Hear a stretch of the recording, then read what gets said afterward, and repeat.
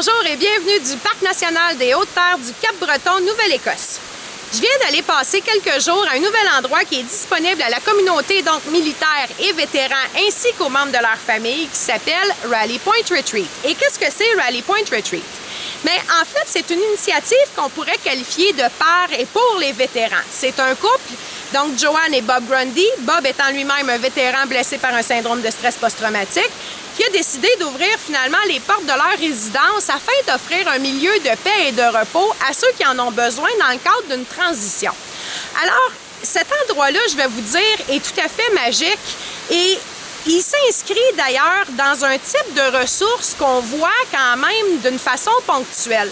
Ces ressources-là sont rarement reconnues, rarement financièrement supportées, mais pourtant, elles répondent à un besoin.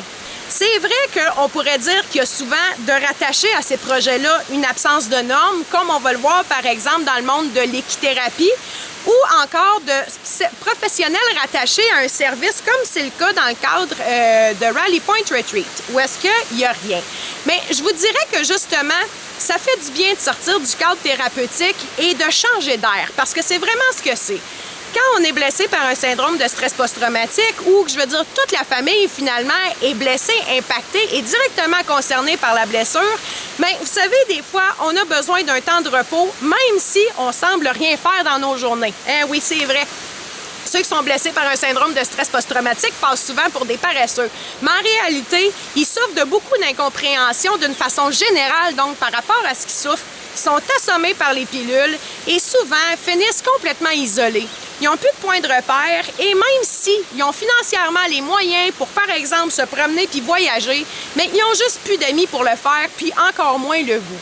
Maintenant, Rally Point Retreat est vraiment un endroit où est-ce que ce que j'ai trouvé magique, c'est que des hommes, donc parce qu'il y avait un militaire et notamment un premier répondant qui était là lors de mon passage, ces hommes-là, finalement, ils ont travaillé fort pour sortir de chez eux et d'aller à cet endroit-là, mais je vous dirais que la magie s'est installée vraiment rapidement. Pourquoi? Parce qu'à Rally Point Retreat, tout est facile. C'est-à-dire qu'il y a plein de projets à réaliser et à ne pas réaliser aussi en même temps. Ce que je veux dire, c'est que chacun peut prendre sa place de la façon dont il le ressent, de la façon dont il en a le goût aussi. Puis ce que je tiens à vous dire, c'est qu'il y a une magie par rapport à l'inspiration donc des lieux. Parce que, justement, de changer d'air, puis de voir des gens participer à des projets, puis d'être interpellés par toutes sortes de natures de projets, mais ça permet justement de vivre des succès sociaux qui sont nécessaires parce que on y croit plus à un moment donné à la beauté du monde. Alors, dans le prochain vidéoblog, vous allez m'excuser parce que ça va sembler un peu désordonné, mais je vais vous montrer différents segments que j'ai tournés là-bas lors de mon passage. C'était pas dû pour être présenté de cette façon-là, mais je pense que ça vaut la peine juste de le faire. Pour les Grundy, il était nécessaire et vital pour eux que je vous rappelle que cet endroit-là, vous êtes aussi accessible, vous, Québécois, et ce, même si la langue peut représenter une barrière. Pour eux, c'est important. Ils veulent que vous sachiez que vous allez être accueillis de la même façon et qu'en bout de ligne, justement, on finit toujours par se comprendre. Je vous rappelle aussi que l'endroit est vraiment bien situé et à 11 km d'une plage où est-ce que tout est tranquille. Vous allez le voir dans les segments. Mais surtout, cette initiative-là s'inscrit dans un réseau qui est en train donc de se former d'une façon pan-canadienne. Alors, il y a un type de cette résidence-là qui est en train d'ouvrir en Colombie-Britannique. Il y en a une autre qui existe en Ontario. Une autre va ouvrir dans quelques temps au Cap-Breton et ainsi qu'à Terre-Neuve. Évidemment, dans ce réseau-là, on ne connaît pas de Québécois, mais je sais qu'il y a des gens qui sont interpellés par ce projet-là.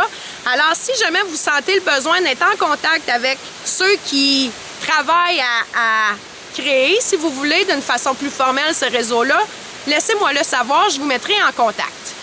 Je vous laisse donc regarder quelques petites scènes croquées sur le vif qui vont vous donner donc une idée des lieux, de la beauté et surtout de sa magie. Alors, bien, aujourd'hui, ça donne que tout le monde avait des plans, tout le monde a quitté. Fait que j'ai offert mes services de cuisinière. Alors, au menu, petite boulette de viande à l'espagnol, une petite salade verte avec ça.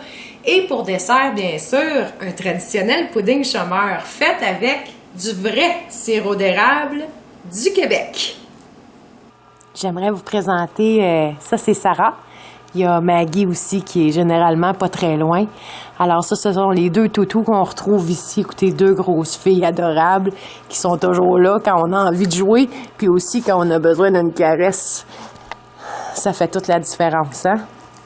Je vais juste rapidement vous faire un tour de la place parce que la place est immense. Chacun a sa chambre à coucher avec sa propre salle de bain. Il y a le spa dehors qui est magnifique, vraiment thérapeutique. Vous avez ici, en fait, le wood shop. C'est Bob qui est en train de travailler. Au fond, c'est Todd.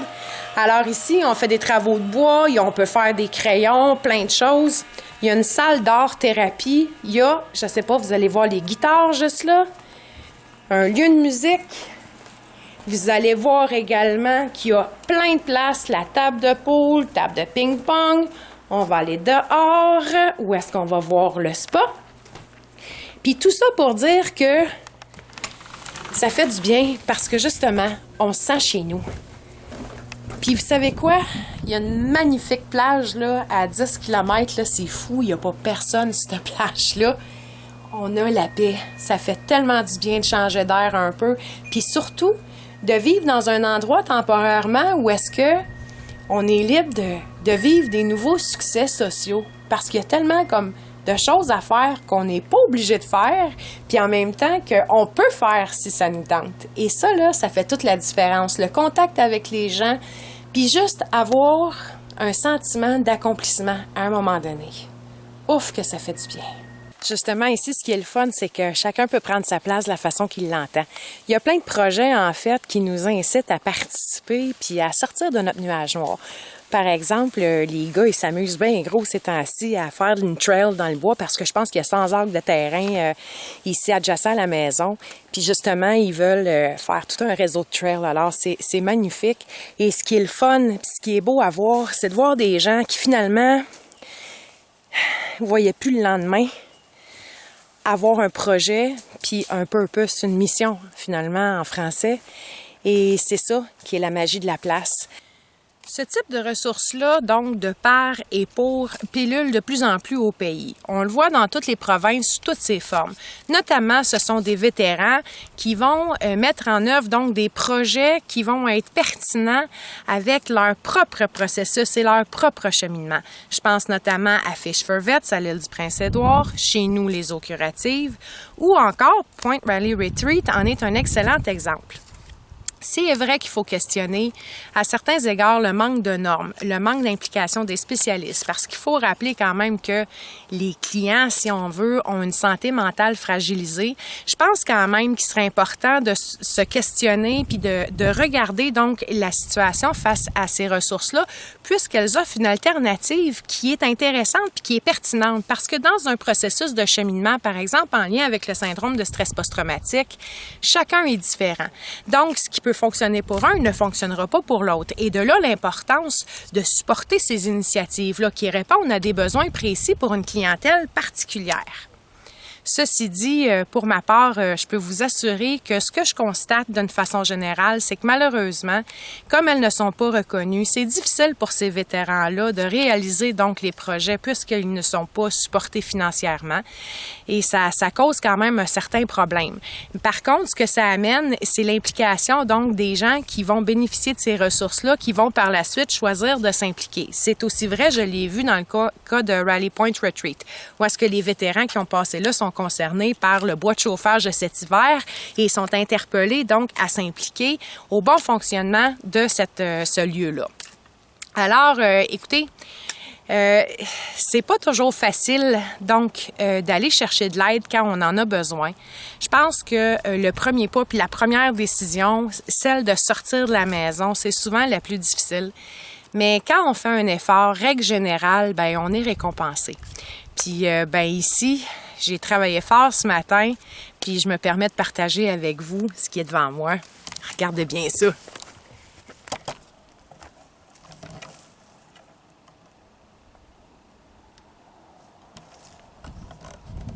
Bienvenue en Nouvelle-Écosse. Peu importe qui vous êtes, où vous êtes, à vous et à votre famille, merci de votre service.